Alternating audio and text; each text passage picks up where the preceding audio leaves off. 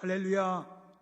복된 주일입니다. 오늘도 풍성하신 하나님의 은혜와 능력이 여러분 가운데 함께 하시길 주님의 이름으로 축원합니다. 사도행전 17장에 보면 사도 바울이 아덴이라는 곳으로 들어가서 전도합니다. 그런데 그곳에 가보니 그곳은 정말 이방의 신전들 그리고 우상들이 가득한 겁니다. 아덴이 어디예요? 아테네라고 하는 도시입니다. 이 아테네는 그리스 문명이 가장 찬란하게 꼽혔던 도시입니다. 세상에서 가장 유명한 철학자 누구예요? 소크라테스, 그의 제자 플라톤, 그리고 아리스토텔레스, 이 사람들이 다 아테네 출신입니다. 그래서 아테네는 철학의 도시입니다. 그 당시 세계에서 가장 지성이 탁월한 도시입니다. 그러면 누가 가장 가고 싶어 할까요? 공부 많이 한 사람들, 학문을 연구하고 진리를 탐구하는 사람들이 제일 좋아하는 도시가 아테네입니다. 지금도 먹물 좀 먹은 사람들은 한 번쯤 꼭 가보고 싶어 하는 도시 중에 하나가 그리스의 아테네입니다. 바울은 누군가요? 토론에 능한 정통 유대인이었고 당시 최고의 학문을 연구하고 공부한 석학입니다. 그러니 그 똑똑한 사도 바울이 아테네에 발을 디딜 때 얼마나 설레었을까요? 자신 있게 사람들이 모여있는 광장 한가운데 한 신상 앞에 사도 바울이 섭니다. 그리고 그곳에서 전도를 시작합니다. 바울이 아레오바고 가운데 서서 말하되 아덴 사람들아, 내가 너희를 보니 범사에 종교심이 많도다. 내가 두루다니며 너희가 위하는 것들을 보다가 알지 못하는 신에게라고 새긴 단도 보았으니 그런즉 너희가 알지 못하고 위하는 그것을 내가 너희에게 알게 하리라. 당시 아테네 사람들은 세상의 모든 것에는 신이 있다고 믿었습니다. 그래서 하늘의 태양을 보면서 태양신, 하늘의 신 제우스, 바다의 신 포세이돈, 강의 신, 나무의 신, 산의 신, 미의 신, 지혜의 신, 전쟁의 신, 모든 것에다가 신의 이름을 붙여서 그것들의 신전을 만들고 그곳에 신상을 세우고 거기다 제사를 드렸습니다. 그런데 자기들이 열심히 자기들이 보기에 강한 것, 좋은 것, 세상의 모든 것들 것에다가 신의 이름을 붙여서 섬겼는데 혹시라도 우리가 실수로 누군가 뛰어난 신이 있는데 그 신에게 제사하지 못해서 그 신이 만약에 왜 아폴론에게는, 왜 포세이돈에게는 제사밥을 주고 나에겐 제사밥을 안 주냐 해가지고 열받아서 자기들에게 재앙을 내릴지도 모른다라는 생각에 머리를 굴리다가 방법을 하나 만들어냅니다. 그래서 신상을 하나 멋있게 만들어 놓고 그 신상의 밑에다가 뭐라고 써요? 알지 못하는 신. 누군가 신이 있는데 우리가 빠뜨려가지고 그 신에게 제사를 못 드렸으면 서운하거나 기분 나빠하지 마시고 여기 와서 제사밥 드세요. 그래서 알지 못하는 신이라고 신상을 만들어 놨습니다. 바울이 그곳에 가서 거기서 설교를 합니다. 야, 니들이 말하는 알지 못하는 신, 그가 누군지 아냐? 하늘과 땅을 창조하신 창조주고 지금도 이 세상의 모든 것을 통치하며 다스리시는 신이다. 그분이 바로 하나님이시다. 그동안은 너희가 몰라서 알지 못하는 신이라고 하면서 섬겼지만 이제는 정신을 차리고 하나님을 섬겨야 된다. 결과가 어떻게 됐을까요? 백성들이요, 논쟁을 좋아하고 토론을 좋아하던 아테네 사람들이 그러냐? 그러면 한번 너하고 우리하고 이야기해보자 해가지고 매일같이 와서 바울하고 이야기를 합니다. 근데 문제는 매일매일 토론하고 변론하고 싸움은 하는데 복음은 아무도 받아들이지 않는 겁니다. 시간만 소진하고 영적으로 바울이 다 탈진되고 전도의 열매는 없습니다. 요즘 우리말로 그냥 바울이 번아웃 돼버려요. 그냥 탈진돼가지고 뒤로 나가 떨어집니다. 더 있으면 바울이 힘들어서 안 되겠다 해가지고 이 아테네에서 배를 타고 나와요. 그리고 나서 도착한 도시가 어디냐면 항구 도시 고린도라고 하는 도시입니다. 그 고린도에 가서 거기서 다시 사역을 합니다. 그래서 사도 바울이 그 고린도에 쓴 편지를 보면 아주 겸손한 사도 바울의 모습을 많이 보게 됩니다. 사도 바울이 무너짐을, 처절한 아픔을 겪었지만 그래서 무너지고 끝난 게 아니라 더 새롭게 태어났습니다. 바울에게 부어주신 하나님의 은혜가 더 깊어지고 풍성해졌습니다. 하나님은 그에게 세상의 지혜가 아닌 하늘의 지혜로 새롭게 세팅해 주십니다. 그리고 그 바울이 오늘 자기가 받은 은혜를 성경을 통해서 우리에게 말씀하고 있습니다. 17절을 제가 볼게요. 그리스도께서 예수님께서 나를 보내심은 세례를 베풀게 하려 하심이 아니요 오직 복음을 전하게 하려 하심이로되 말의 지혜로 하지 아니함은 그리스도의 십자가가 헛되지 않게 하려 함이라. 십자가의 도가 멸망하는 자들에게는 미련한 것이요 구원을 받는 우리에게는 하나님의 능력이라. 이제는 말의 지혜가 아닌 세상의 학문과 사람의 지식이 아닌 그리스도의 십자가만 전하겠다. 그리스도의 십자가는 뭡니까? 예수님이 죽으신 겁니다. 예수님께서 저기에서 피를 흘리신 겁니다. 즉 이제는 세상의 학문, 지혜, 언어의 지식이 아니라 십자가에서 죽으신 예수 그리스도의 피만 내가 전하리라.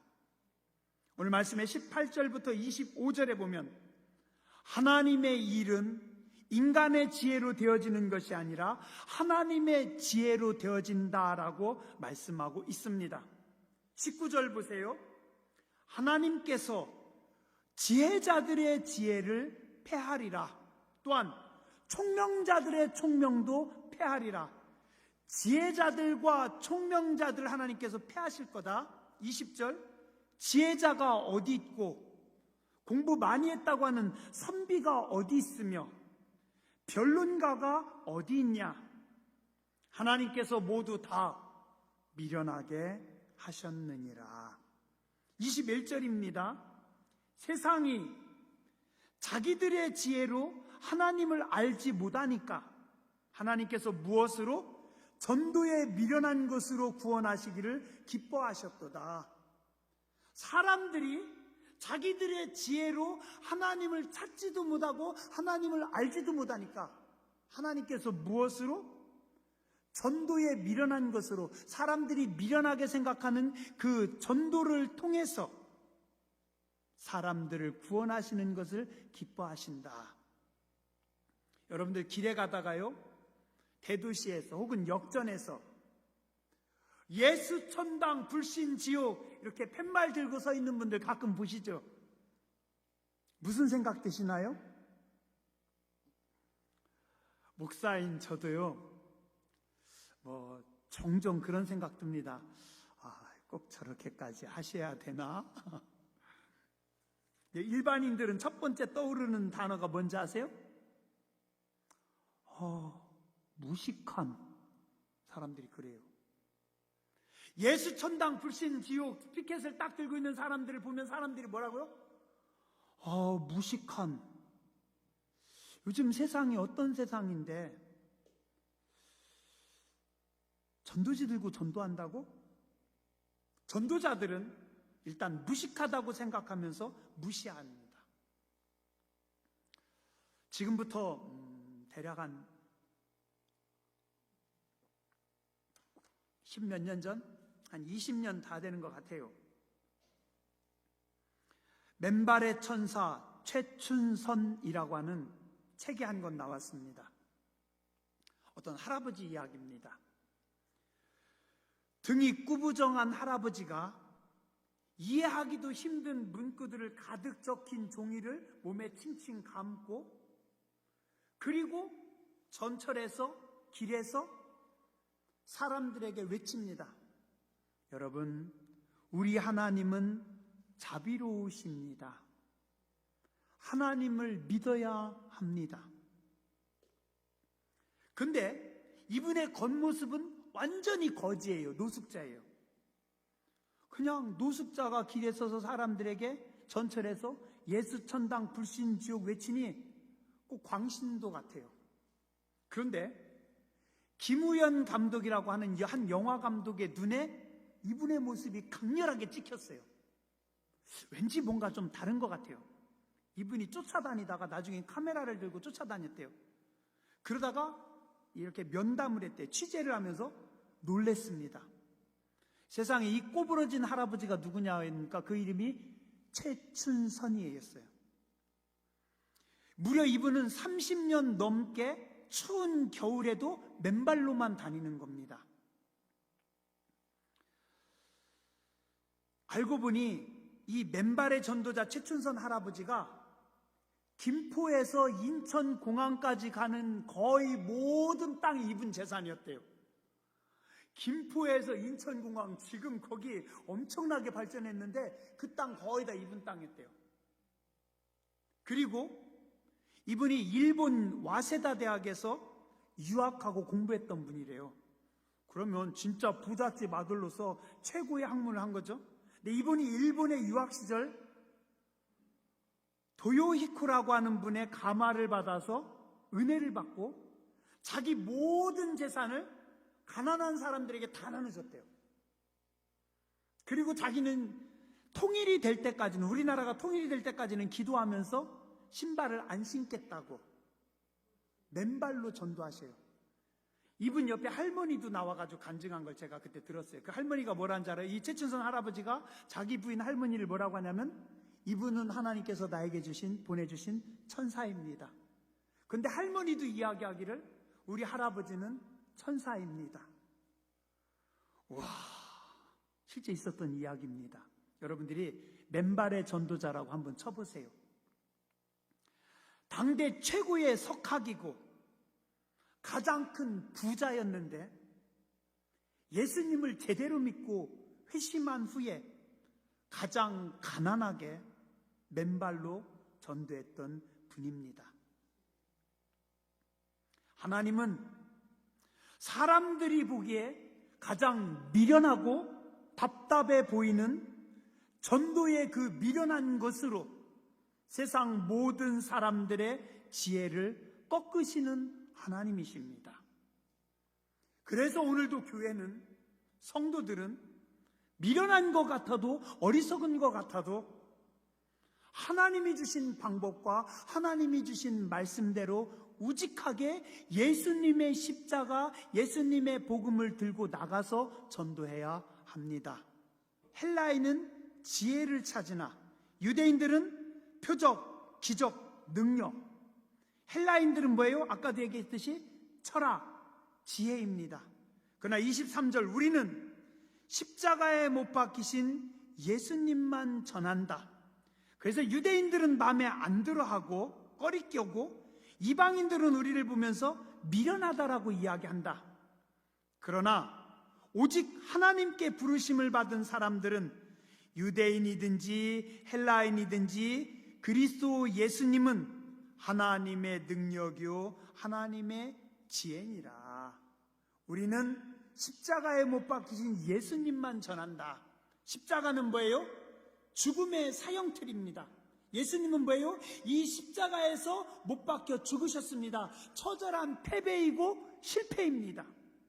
세상 사람들이 볼 때는 패배이고 실패이고 보잘것없어 보이지만 우리는 그 미련한 것으로 유대인의 기적과 능력, 헬라인의 지혜를 이긴다. 그게 뭐예요? 이게 하나님의 지혜고 하나님의 능력이니라. 빌립보서 2장 5절에서 8절에 보면 이렇게 말씀하십니다. 너희 안에 이 마음을 품으라. 곧 그리스도 예수의 마음이니, 예수님은 원래 하나님하고 똑같으신 분이지만 하나님과 똑같은 것을 취하지 아니하시고 오히려 자신을 내려놓고 종의 형체를 가지사 사람들과 같이 되셨고 사람의 모양으로 나타나사 자기를 낮추시고 죽기까지 복종하셨으니 그 십자가에 죽으심이라. 예수님은 하늘의 영광과 권세와 능력을 가진 신이시지만 자기를 낮추셔서 낮고 천한 이 땅에 오셔서 가장 낮은 자가 되셨고 십자가에 죽기까지 죽으신 분이시다. 이게 뭐예요? 이게 하나님의 지혜고 이게 하나님의 능력이다. 25절, 하나님의 어리석음이 사람보다 지혜롭고 하나님의 약하심이 사람보다 강하니라. 한번 따라서 하시죠. 나의 똑똑함이 깨져야 합니다. 내 경험이 깨져야 합니다. 내 생각을 내려놔야 합니다. 또한 둘째로 하나님은 낮은 자들을 통해서 하나님의 일을 하십니다. 26절에 보세요. 육체를 따라, 세상적으로란 뜻입니다. 세상에서는 세상적으로 지혜로운 자가 많지 않으며 믿는 자들이에요. 하나님이 택한 자들이에요. 하나님이 택한 자들 속에는 세상적으로 볼 때 그렇게 지혜로운 사람들이 많지 않고 능한 자, 힘 있는 자, 능력 있는 자, 화려한 백이 있는 자들이 많지 않고 우리 믿는 자들에게는 그렇게 막 지혜로운 사람들, 똑똑한 사람들, 능력 있는 사람들 많지 않고 그 다음에 문벌 좋은 자들 누구예요? 뼈대 있는 집안, 금수저 가문이겠죠? 하나님은 그들을 부르지 않으셨다. 똑똑한 사람, 권세 있고 능력 있는 사람, 뼈대 있고 집안 좋은 사람들을 부르지 않으셨다. 그럼 하나님은 누구를 부르시고 누구를 택하셔서 쓰십니까? 27절에 하나님께서 세상에 미련한 것들을 택하사, 하나님이 누굴 택했어요? 미련한 것들을 택해가지고 지혜로운 자들을 부끄럽게 하십니다. 세상에 약한 것들을 택해서 강한 자들을 부끄럽게 하십니다. 세상에 천한 것들, 멸시받는 것들, 없는 것들을 택하사 있는 자들을 폐하려 하시나니 이는 아무 육체도 하나님 앞에서 자랑하지 못하게 하려 하심이라. 자랑할 게 누가 있어요? 우리들 뭐라고 해요? 오늘 성경에 여기 하나님 앞에 부름받아 나온 우리는 뭐라고 해요? 현찮은 것들입니다. 우리 동네 말로 탑시기 같은 것들입니다. 성경이 얘기하잖아요. 우리는 미련한 것들이고 약한 것들이고 천한 것들이고 멸시받는 것들이고 없는 것들이지만 하나님께서 아무것도 아닌 우리를 가지고 세상의 강한 자들을 부끄럽게 하신다. 하나님은 세상의 미련한 자들, 약한 자들, 천한 것들, 멸시받는 것들, 없는 것들을 택하사, 저는 이게 복음 중에 복음이라고 생각합니다. 이게 하나님의 크신 은혜입니다. 그런데 하나님은 낮은 곳으로 오셨는데 우리는 자꾸 높은 곳으로 올라가서 하나님을 만나려고만 하니 참 아이러니합니다. 두 친구가 있습니다. 두 명의 친구가. 한 친구는 똑똑한 친구입니다. 한 친구는 좀 어리숙한 친구입니다. 누가 더 살아가는 게 힘들까요? 여러분들 생각엔 어떨 것 같아요? 똑똑한 친구하고 어리숙한 친구하고 누가 더 사는 게 어려울까요? 우리 생각에는 좀 부족한 사람이 어렵게 살 것 같아요. 사실은 그렇지 않아요. 똑똑한 사람이 더 힘들게 살아갑니다. 왜요? 왜냐하면 똑똑한 사람은 너무 많이 보이거든요. 보이는 게 너무 많아요. 아는 게 너무 많아요. 그래서 더 힘들어요. 좀 어리숙한 사람은 잘 모르기 때문에 그냥 행복합니다. 많이 보이지 않기 때문에 만족하며 살 수 있어요. 똑똑한 사람들은 다 보입니다. 너무 많은 게 보입니다. 수가 다 읽어집니다. 악한 것들도 보이고 세상의 부조리도 보이고 뭣도 보이고 온갖 수수와 지저분한 것들이 다 보이기 때문에 삶이 고단하고 스트레스가 더 많아요. 가장 큰 건 뭔지 아세요?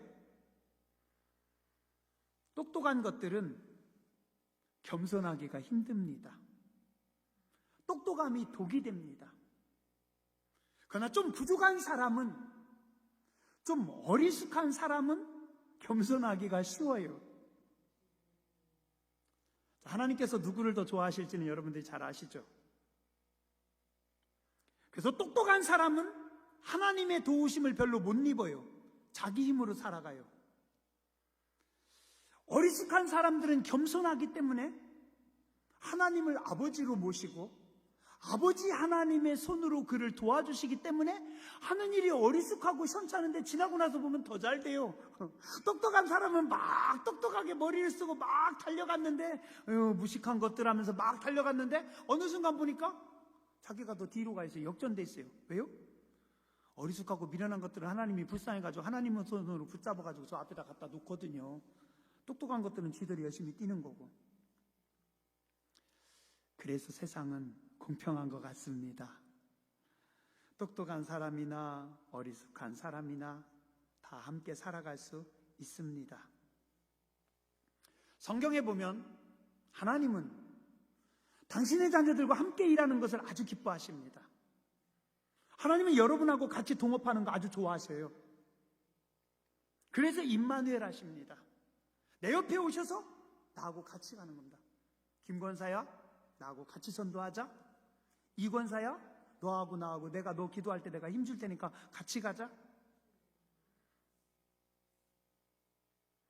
그런데 하나님께서 우리하고 동업하실 때 겸손하신 하나님은 뒤로 살짝 한 발짝 물러서십니다. 하나님하고 나하고 같이 가는데, 같이 동업하는데 임마누엘 하시는데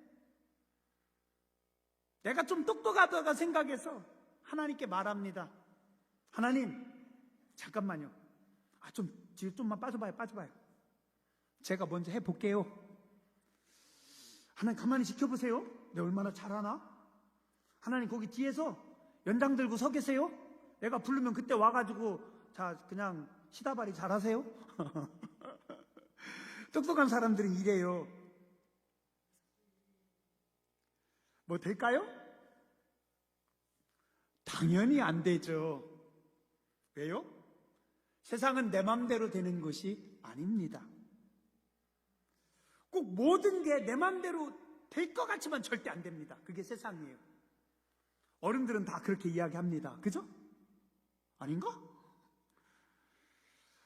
아침에 집을 나갈 때 내가 생각한 대로 일이 다 잘 되는 분, 연초에 내가 계획한 대로 한 해가 잘 가시는 분, 손들어 보세요. 젊을 때 나는 내가 생각했던 그대로 내 인생이 가더라. 그럴까요? 세상은 만만치 않습니다. 근데 미련하고 모르겠어요. 어쨌든 똑똑하다고만 생각하는 사람들은 하나님 잠깐만 계셔, 뒤에 계셔, 거기서 연장 들고 계셔. 내가 갈 테니까. 고꾸라지고 넘어지고 깨지고 별일 다 합니다. 겸손한 사람, 힘이 없는 사람은 함부로 앞으로 나서지 않습니다. 우리 동네 표현으로 나대지 않아요. 하나님, 어떻게 할까요? 모르겠어요. 저 아무것도 몰라요. 어떻게 할지도 몰라요. 어떻게 하죠? 하나님 도와주세요. 나 모르겠어요. 앞에 가서. 하나님 앞에 가서 먼저 하세요. 나 쫓아갈 테니까. 그래도 네가 해봐. 아니, 하나님 저 못해요. 하나님 앞에 가시면 나 그냥 쫓아가고, 하나님께서 앞에서 다 하시면 나는 그냥 바구니 들고 열매만 주워 담을게요. 뒤쫓아가면서 열매만 주워 담는 어리석은 미련한 인간하고, 똑똑해서 지가 앞에서 막 나서는 인간하고, 누가 더 열매가 많을까요? 내가 일하는 게 아닙니다. 하나님께서 일하십니다. 우리는 쫄랑쫄랑 쫓아다니면서 그냥 바구니에 예수님이 거두는 것들 주워 담기만 하면 됩니다. 그게 인생입니다. 운동선수들이 초보들을 가리킬 때 제일 많이 하는 말이 뭔지 아세요? 제일 많이 하는 말. 힘 좀 빼세요. 힘 좀 빼세요. 배구할 때 제가요, 작정하고 이를 악물고 힘있게 딱 때리잖아요? 삑살이 납니다. 안 돼요. 근데 힘 빼고 가볍게 때리면 그냥 팍 꽂힙니다. 진짜 이거 운동 해본 사람만 알아요. 축구할 때 힘있게 빵 차잖아요? 헛발질하거나 땅바닥 찍던가 아니면 공 엉뚱한 데로 날아가요. 힘 빼고 가볍게 리듬 타가지고 그냥 딱 차면은 쫙 나갑니다. 그죠? 네. 모든 운동 코치는 이야기합니다. 어깨 힘 좀 빼세요. 힘 좀 빼세요. 우리 그라운드 골프인가 하시는 어르신들 맞죠? 어깨 힘 빼라고 가르치죠? 오늘 우리는 하나님 앞에서 더 겸손해야 합니다. 내가 뭔가 하려고, 글쎄요. 하지 마세요. 내가 뭔가 할 수 있다는 훌륭한 착각, 이제는 내려놔야 됩니다. 빨리 내려놓을수록 고생 덜하고 하나님의 기적을 경험할 수 있습니다. 제발 힘 좀 빼세요. 어깨에 그 힘을 빼야, 내가 힘을 빼야 하나님께서 일하시죠. 예전에요, 저는요, 금식하면 하나님께 땡깡 넣는 건 줄 알았어요. 그래서 굶고, 하나님 내가 금식하니까요, 네, 밥 굶고 땡깡 넣으니까 하나님 이거 들어주셔야 됩니다. 참 철이 없었어요. 근데 불과 몇 년 전에 어떤 목사님 설교를 듣는데 그 목사님 그러시더라고요. 금식은 힘을 빼는 겁니다. 그래서 하나님께서 일하시도록 내가 뒤로 살짝 물러나는 겁니다. 그걸 50이 돼서 깨달았으니 그죠?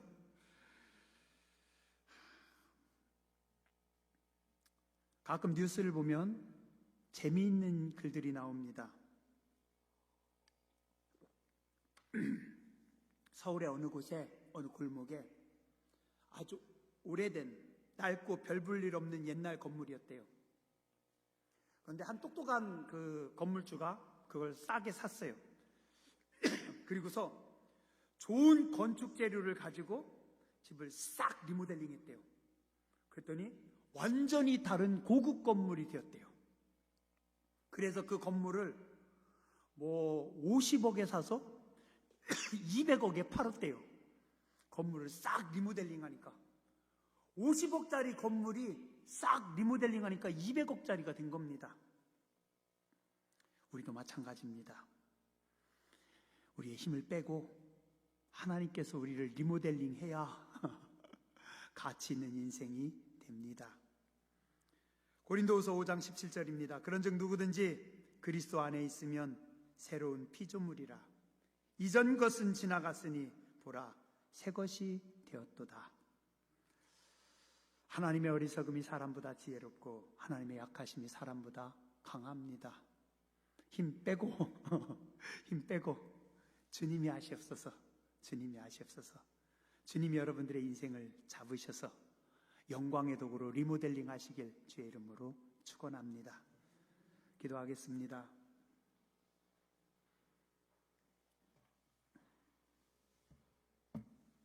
거룩하신 하나님, 은혜로우신 주님, 저는 왜 이렇게 교만한지 모르겠습니다.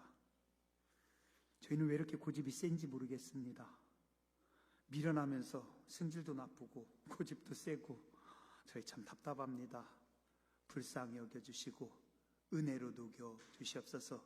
우리의 굳은 목을 은혜로 녹여 주시옵소서.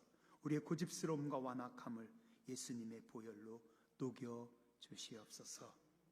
이제는 주님의 십자가를 바라보게 해주시고 이제는 주의 은혜를 따라 살아가게 하여 주시옵소서.